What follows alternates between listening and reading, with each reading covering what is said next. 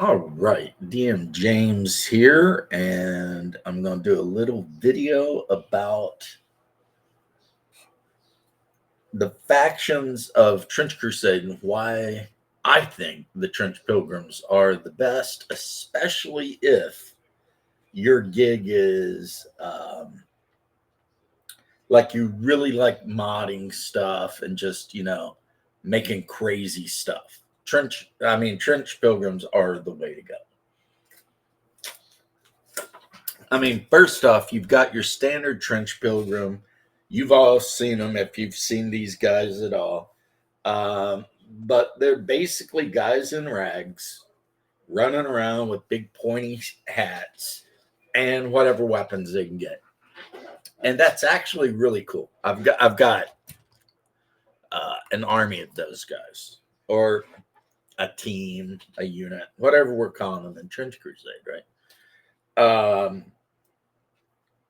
Then you've got New Antioch. The problem I have with New Antioch, even though I did make kind of a New Antioch army, not really though, I made a Vatican rapid response force. I think I might need to rebase this guy, but he's going to end up being the lieutenant. Yeah, that's President Trump with a great sword, wearing plate armor, and having a big cross on him and everything.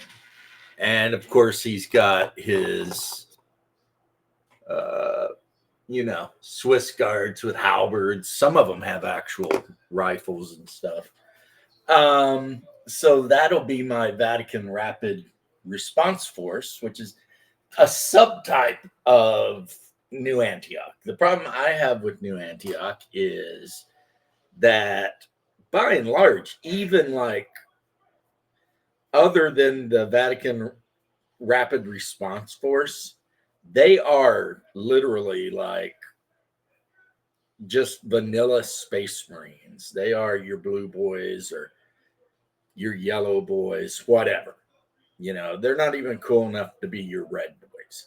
They're just generic as hell.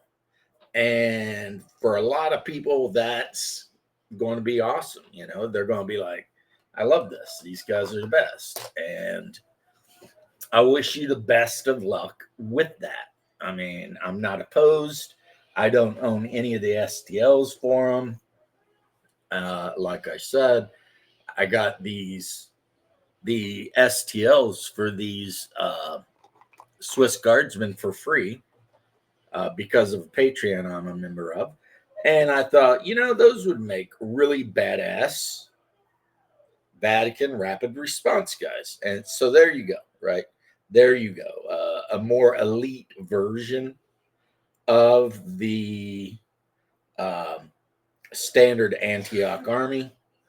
And they owe no alliance to Antioch itself. Their alliance is 100% and fully to the Vatican. Makes sense. Makes me want to put on Sabaton, the Sabaton song about the Swiss Guard. But next up, let's talk about the Sultanate. The Sultanate, in my opinion, is the army you play if deep down inside you really wanted to play the forces of hell, but you just didn't want to bring yourself to play the forces of hell. There's really not much of a difference. I mean, from the name of the city, with the iron wall and the two horns pointing to the sky. Two horns pointing to the sky, and the fact that, other than their basic units, there's nothing good about them. They're assassin. If you have the chance, download the rules and look at the artwork for the assassin, for the Sultanate. It is worse looking, more horrific looking than the artwork for the assassin for the Heretic Legion. It is just, you can see like teeth, with no lips. It's just, the armor is just horrid looking. Literally, it looks like a Cenobite or some shit like that. And that's pretty much the theme with the entire Sultanate. I mean, there's nothing good about them, which okay, I'm okay with that, but and honestly, it's not a bad design choice, you know. But it's like they are definitely not the good guys. They're kind of like the bad guys that aren't quite as bad as the actual bad guys. The forces of the Black Grail, to me, boring, boring. That could be because for a long time I had a uh, Death Company army and 40K, and at this point, I just don't care. You know, I'm not impressed by all the rotten looking stuff. I'm just like, ugh, whatever, you know? It's just not a thing anymore for me. So, yeah, the Black Grail is like the worst of the factions by far, I think. They're just boring. It's just boring, you know, and I guess somewhere out there, there's an edgy boy that's like, "Oh, I'm going to play the Black Grail and blah blah blah." But I mean, for real though, they're not really cool. The Court of the Seven-Headed Serpent, so a la the mutants from Hell, pretty cool actually. I like the Praetor. I think that's cool, you know, to have a Praetor army. I like how they're like a very elite army. So for them, it's kind of like, you know, they're out there just doing their thing, and if they run across whoever they run across is not going to like it. That's kind of the thing with them is they pretty much are just out there killing things. Don't matter who they're killing, they're out there killing things, right? And that's kind of an interesting take. I mean, you know, they are definitively bad guys, you know. Heretic Legion. I have two Heretic Legion forces. One of them I made using Canadian bodies and blood packed heads I 3D printed with like the demon masks on and stuff, and just equipped them all with infields or whatever, you know, shovels and whatever I had laying around. That's kind of cool, I guess. It's pretty cool, but the one I really like, and I modded the hell out of these boys, let me tell you, is the corpse or the trench ghosts. I absolutely love the trench ghosts. And as you can see, mine, I put backpacks on that the ones that needed them. They have doughboy helmets, and a lot of them are using like uh, English weaponry, and they all have the one left hand path symbol on their shoulders and stuff. So I've got them, and as I've talked about, apparently you can mount your leader, your warlock or whatever he's called, on a palanquin, which functions as a tank. And I have many of these Renault tanks. And if they can be fit on a, I think 50 millimeter base, 40 or 50, they could count as mechanized armor. So I could literally cut the ventilation or something off of that thing and just make it all hellish, and you know, have my um, leader of my trench ghosts cruising around in a Renault tank. Um, or actually, that's not a Renault. Technically, that's an American M18 or M17. Even though I do got this German Lichtenkamp tractor thingy that I painted up, you know. And maybe he could be in that. Who knows? Depends on the base sizes, right? We want to keep the bases right. But yeah, the trench ghosts I think are way cool. just the whole idea of them. So if you're going to play bad guys, I kind of like the idea of playing, these bad guys that have been haunted and forced to um, be bound to the earth for until the trumpet blows, and they're trapped in the trenches where they died, and that's just really cool, right? And then I've got am I forgetting anyone? No, I don't think so. I mean, I haven't really got too detailed into um, see, here's a leader of a trench pilgrim setup, right? And this guy will probably be leading my trench pilgrims that are all from the region of Constantinople. See, because while I was looking around, I found World War One era Byzantine forces, and they will become trench pilgrims following that guy around, and their whole deal is going to be that they want to liberate Constantinople. On top of that, I took a wild hairy head off of a one of the Warhammer flagellants and put on this guy, and he's going to be leading my Cossack trench pilgrim group, which is, a bunch of Cossacks with their Cossack style shankas, sabers, and blades. And so, and their whole deal is, again, they're going to be fighting the demon that conquered Constantinople to liberate the holy city, right? Or maybe they'll travel south to New Antioch and give the people of New Antioch a hand. You never know, right? And of course, I've got some stigmatic nuns with and without armor. So it just depends on like how many points do I want to save.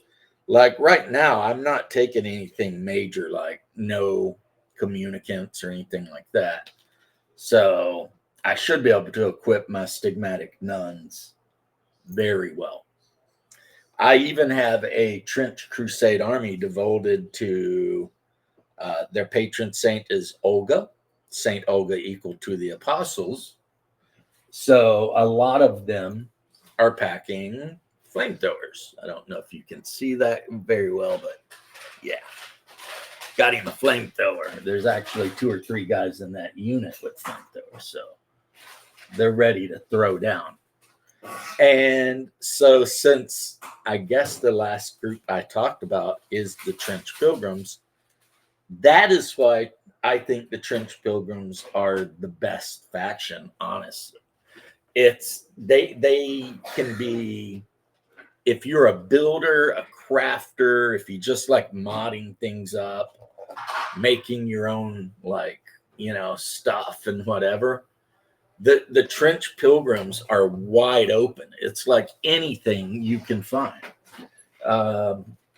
As I was saying the other day, you got a bunch of these flagellants from Warhammer hanging around. Well, buy some War Games Atlantic World War One stuff just to get rifles off of them, and guess what? You've got some crazy Trench Pilgrims that quick. Or if you want to just buy the ones that the company sells, that's fine too. Whatever you want to do, you can do it, right? But yeah, that is why it is my opinion.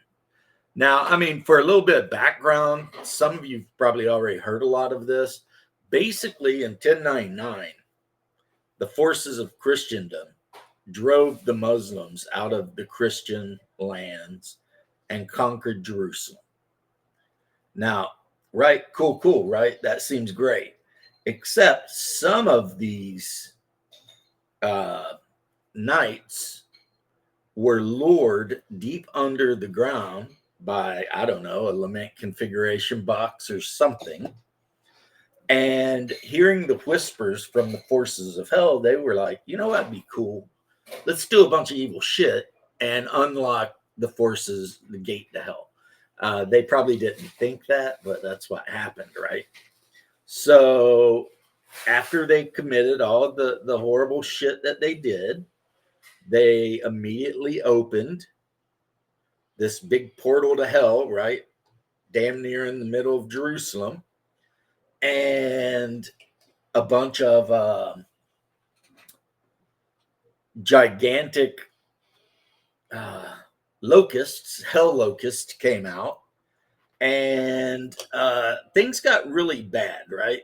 A lot of the Christian forces were forced to flee. The Muslims were already in trouble because they'd already been driven out, and they were just like, WTF, dudes, what are you guys over there doing?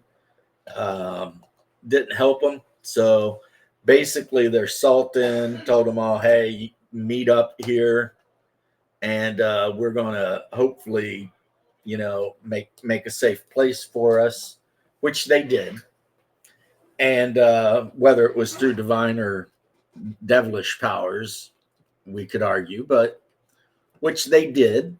And then the forces of Christianity, most of them fled back to Europe because they're like, holy shit, this sucks. But some of them decided, nope, we're going to hang out and we're going to be like Ash from the Army of Darkness and we're going to fight these bastards. And that is what they did. And somehow, you could call it a miracle or not, somehow they managed to hold the forces of hell back at Antioch.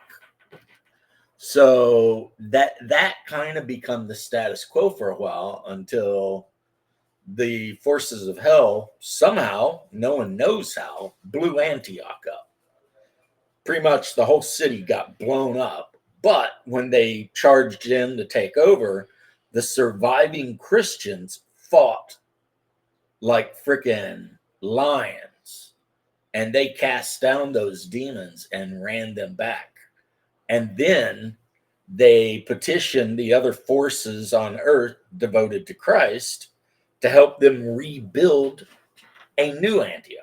And that's what they did. They built this gigantic fortified citadel with like artillery and gigantic walls and, guns built into the walls and hell, pilgrims built into the walls. Like, just figure it out. And surrounded, of course, between Jerusalem and New Antioch is literally just miles of no man's land and trenches and communication trenches. On top of that, the churches developed fighters, bombers, um, and the forces of the Inferno have developed submarines and fleets. So the war has spread from just the Levant to, basically all around Africa and Europe. And, the good guys are duking it out to the very bitter end, trying to survive and defeat the forces of hell. Um, at some point, one of the lords of the Inferno managed to send his crew into Cappadocia and they conquered Byzantium. Now, you'll notice I'm a little bit obsessed with that because I think that's an interesting scenario, the forces of the Russian Empire, Moravia, the Hellenistic states, etc., the Balkans, all duking it out, trying to liberate the holy city, and the Hagia Sophia, uh, which they had lost, I guess, to the Muslims, but then the demons took it back. It's unclear because in some things they talk about how there was no colonialism, but then in other things there's clear colonialism, like the Ottoman Turks even existing in Europe. But whatever, we'll cut them a break. I mean, and just go with that. That's kind of just what's been going on. And it's kind of stabilized really overall, more or less, more or less. It's stabilized. That don't mean everything's great though. Things ain't great. Pretty much everything sucks. And every nation is sending volunteers and supplies and everything like that to New Antioch to fight the forces of hell. And most of the people in the Levant region, like Jerusalem and, that whole area, by this time, all they've ever known is to be basically living in this hell on earth, right? And a lot of them end up getting treated, well, it is hell, so they're not being treated well, but they end up being used for food, tortured. Just, it's hell. It's hell. It's bad. It's all the stuff that your preacher or priest told you about is happening to these people, right? And the only way to escape this is to volunteer to become a member of the Heretic Legion. And unfortunately for the good guys here, a lot of them give in, and that's what they do. And so they have to march to see the gate of hell. And if they make it, they take their oaths and they are forever damned. And this is the human contingent of the demonic army. And it's huge. It's huge. It's like a third of the population of the entire earth is actively in service to the demonic forces coming out of Jerusalem, right? So there is that. The heretic legions, I will say, before I end this video, are if you're a creative and you just want to make a unique army that you're not going to see anyone else playing, Trench Pilgrims really are the way to go. Because like I already said, you have so many options with them. Like basically you just need a cluster of guys and gals with basic weapons, charging headlong into, the forces of hell and ready to give their lives doing so. That's all you need. And of course you need a leader, a prophet. But the next best army, in my opinion, if you want to really flex your artistic designs and really make something unique, is the Heretic Legion. Because no two Heretic Legions are really the same. I mean, you can go ahead and go with the World War I German aesthetic that the company, behind this has decided. Or, you can do like me and 3D print out a bunch of grotesque demon masks. And instead of arming all of your guys with German equipment, you could arm them all with Italian equipment or English, American, whatever, And then on top of that, there's nothing saying how you have to paint them. So, I mean, they don't have to just be dull filled gray and dirty. They can be red like the Blood Pact. They can have all kinds of different colors, just depending on how you want your army to be.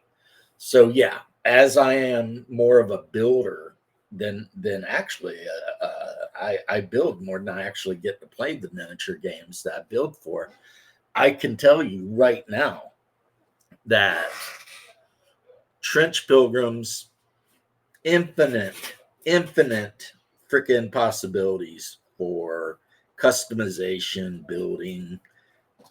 If you want to make like an elite band of Trench Pilgrims, you could just build, a prophet, maybe a castigator, and a bunch of dudes in heavy armor, or with freaking great swords. and just have a bunch of like knights or something running around, Um, or you could decide that you're going to take a bunch of stigmatic nuns. You could decide that you're going to focus on flamethrowers. You could decide that you're going to focus on making your guys look as Slavic as possible. I mean, I don't know. You could probably go on Cults or My Mini Maker and find uh, Moravians. So, like Vlad Tepes, I have a miniature of Vlad Tepes actually. So, all I would have to do with that is throw a pistol in his hand, and I've got Vlad Tepes ready to fight demons, right? And then come up with some Moravians or something and throw some rifles and pistols and swords and trench cudgels in their hands. And you could have Vlad Tepes and his band of crazed trench pilgrims. So that's basically it. That's kind of the lore. Yes, when you hear whispers coming out of an arcane box buried deep, deep, deep underground, uh, anyone who has ever played Call of Cthulhu knows you do not open the box. It's not going to be good. Don't do it. Everyone knows this, except for apparently these knights that were tempted. Temptation's a bitch. So I'm not going to pretend like I am immune to temptation myself. So I won't necessarily belittle these knights, but come on, guys. You're knights. You should know better, right? The other thing, though, is it's been 800 years, and the technology has advanced very fast. So you can get away with World War I weapons. You can actually get away with sneaking some World War II weapons in there too. If you wanted to field like a unit of guys that were all equipped with like Garands and Thompson submachine guns and 1911s, I mean, you could do it, and it would not look out of like, oh my God, I can't believe that. No, it would not look out of place at all. You'd be fine. So that's all I'm saying. So have fun, good gaming, and thank you for watching this video. DM James out, and I will chat with you next time.